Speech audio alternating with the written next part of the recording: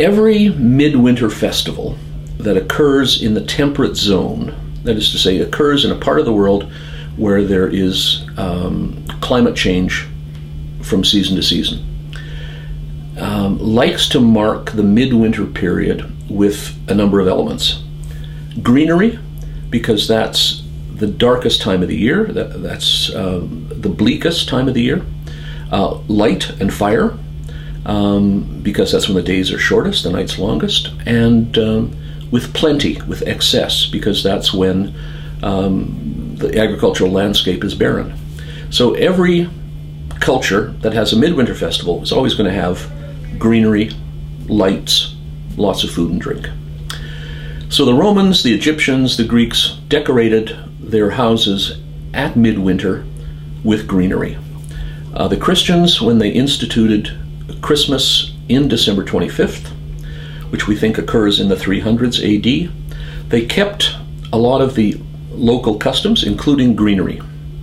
So we would see in homes and churches for centuries things like ivy, holly, rosemary. Now, trees, that's a good question. How did that particular piece of greenery come in? It can come in through a number of doors. One is through a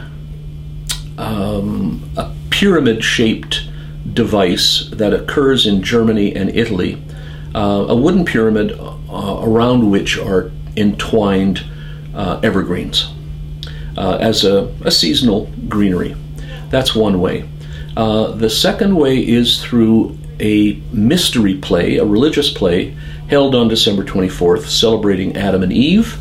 And one of the props in that play is the tree of life, the tree in the Garden of Eden, on which would have appeared apples.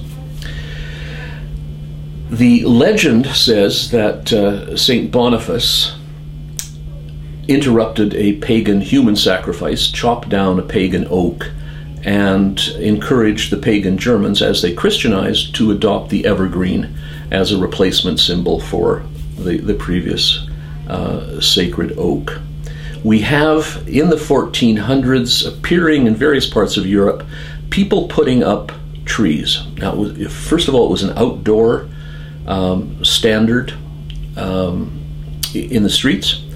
Then, in the 1500s, we have people bringing parts of Christmas trees inside the house and hanging them upside down from the rafters. They would just chop the top of the tree off, and it would be hanging down kind of like a bush, as we use mistletoe, for example.